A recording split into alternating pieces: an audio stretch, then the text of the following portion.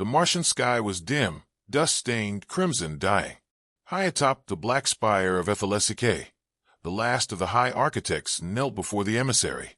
The alien's form shimmered with shifting limbs, a being of logic and hunger wrapped in ceremonial gold. The air between them cracked with electric tension.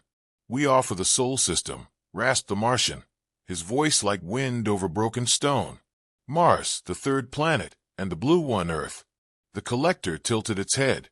"Your species will not survive to see the debt repaid." "We need power now," the Martian whispered. "A way to escape extinction. What happens after is not our concern." There was a pause. The collector raised a spindly hand, pressing a prism into the Martian's chest. The air shivered. "Accord Zeta, Delta, 913 is sealed. The debt will be collected when the stars align once more." The Martian collapsed, the price etched into his bones. Earth, thousands of years later. The first collector ship arrived in silence. No weapons, no greetings. Just a monolith in orbit. Then the message came. "We are the collectors. Under the terms of Accord Zeta, Delta, 913, your system is forfeit. Transfer of planetary control will commence in 7 of your standard days. Resistance is not recommended." The world paused, then erupted. Presidents demanded answers. Scientists scoured records. And somewhere, deep in the archives of forgotten observatory in the Chilean Andes, a dusty stone tablet was pulled from its crate. "Martian. Real. Deciphered in fragments. In return for power, we cede the stars beyond ours, even the blue world." Earth wasn't part of the deal. "We never agreed to this." When the United Nations finally responded, the reply was simple.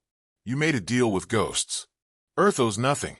The second collector ship arrived 3 days later. This one was not alone. We shot it down. They called us primitive, undisciplined, unworthy of galactic negotiation. Then they met us in battle. They learned what it meant to face a species raised on war, forged in fire, and obsessed with survival. Every time they adapted, we changed the rules. Every strategy they deployed, we twisted into chaos. We fought from orbit, from the stratosphere, from inside their own machines. We hacked their drones with open source code. We built weapons from scrap and fury. And when their fleets started burning, they sent one final message. "This is not possible. You are outgunned, outnumbered." Our reply, but never outwilled. They realized, too late, that their contract was written in Martian blood, not ours. Now their wreckage orbits our moon, and their envoys beg for a ceasefire. We remember the old debt, but now they owe us. The ceasefire talks were held on Phobos, the hollow moon of Mars, once a listening post for the Martian High Architects, now littered with shattered hulls and the echo of scorched ambition. General Sarah Monroe led Earth's delegation. Her armor bore scratches from a dozen orbital skirmishes, and her eyes, once warm, were now cold steel.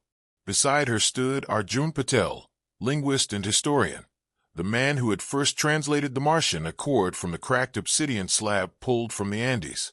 He carried it now, slung in a pressure-sealed case across his back, like a holy relic.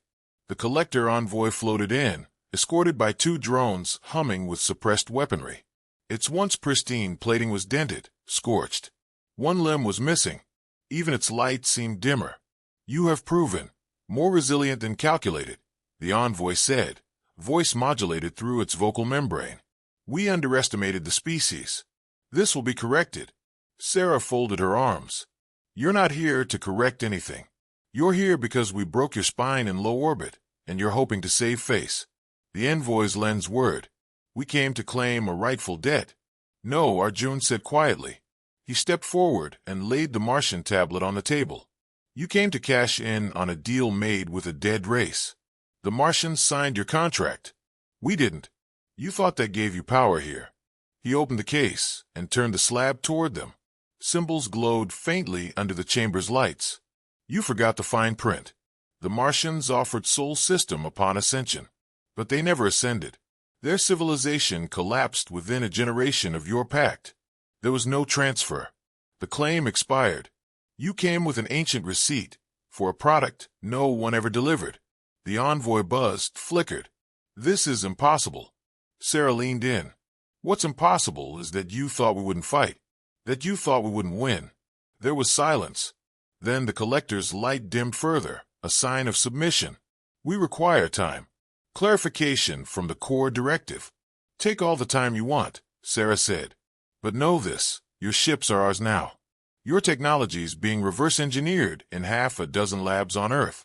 We've cracked your jump drives, your energy cores. Hell, your drones are being used to deliver pizzas in Tokyo. You came to collect a debt, Arjun said.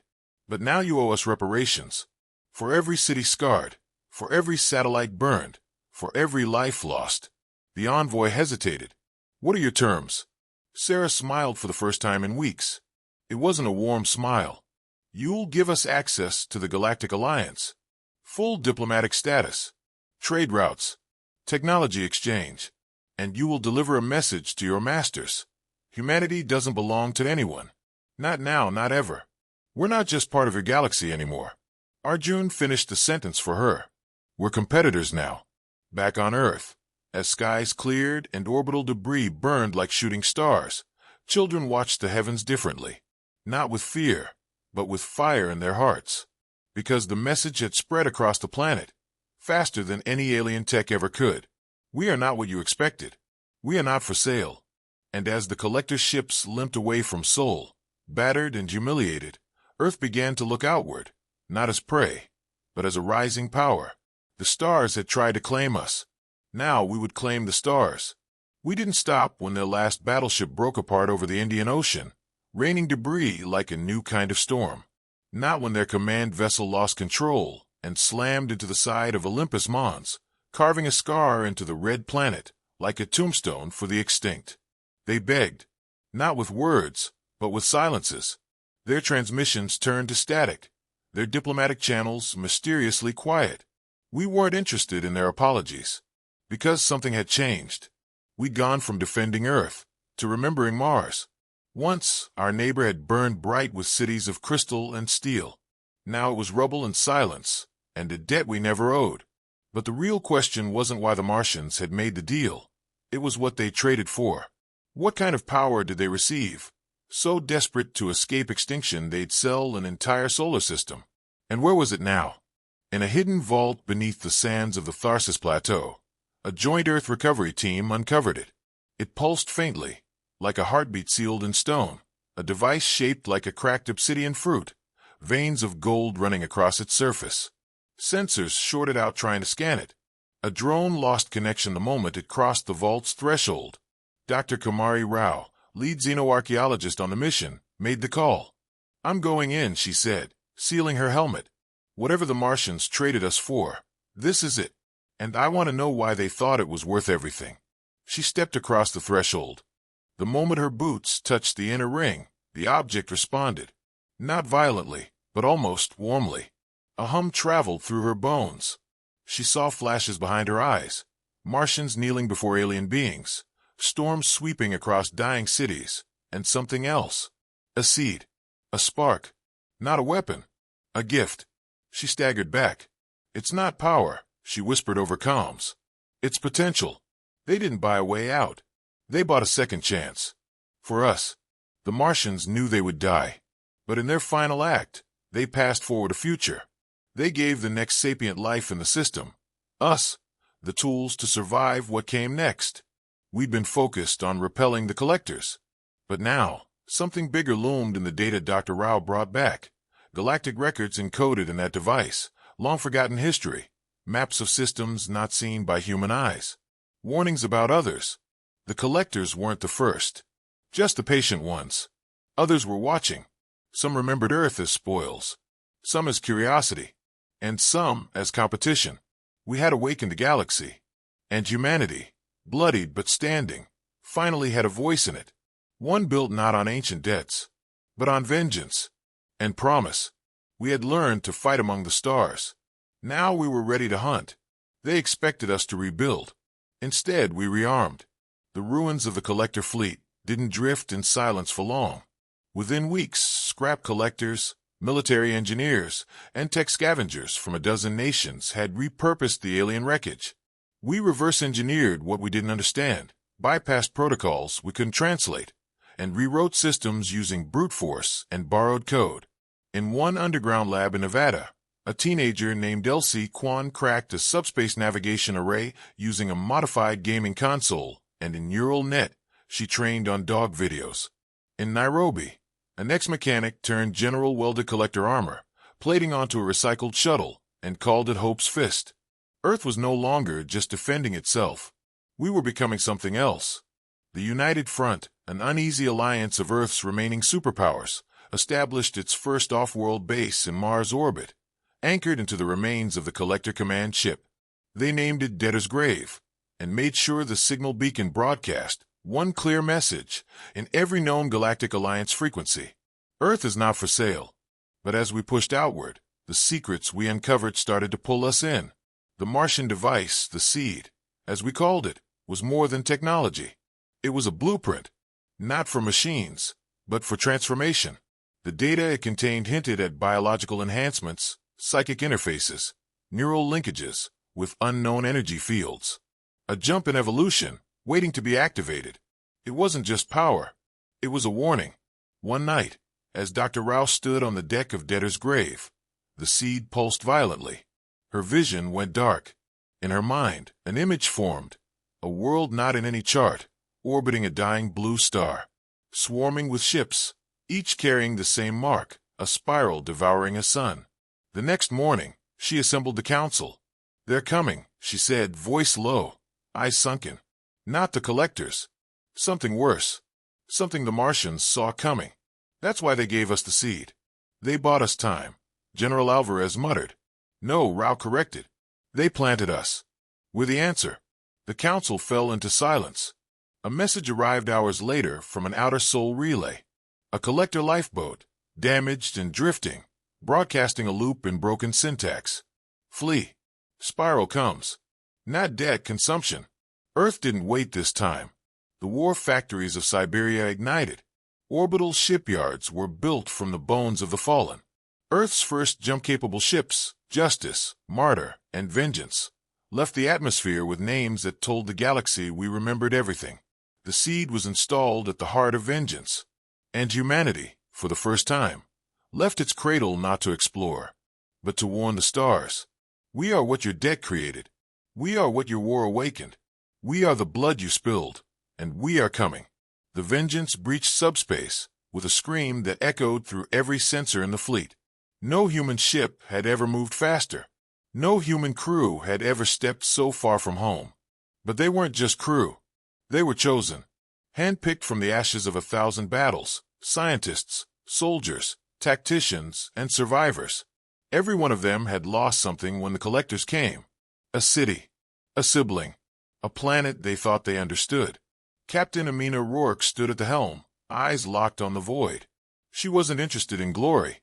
She wanted answers, and something to break. The Martian seed, now fused into the core of the ship, was changing things. It whispered to the crew, not in words, but impressions. Instincts sharpened. Reactions sped up. Dreams bled with symbols from dead civilizations. Some feared it. Others leaned in. "Something out there is shaping us," Rourke said in her last transmission to Earth. "But we're not becoming them. We're becoming us. Fully. Finally. And we're going to find out why the Martians chose us to carry this forward." The Vengeance emerged near the dying blue star from Rao's vision. It wasn't a world they found. It was a graveyard. A system stripped clean. Planets gone, reduced to fine particulate orbiting a ravenous singularity. Ships, hundreds of them, floated like bones, twisted and blackened. A silent war had ended here, long before Earth had fire. And at the center, orbiting the remnant sun, something waited. A station, gigantic, organic metallic, pulsing like a cancer. Its surface bore the spiral sigil, the same one etched into Rao's vision.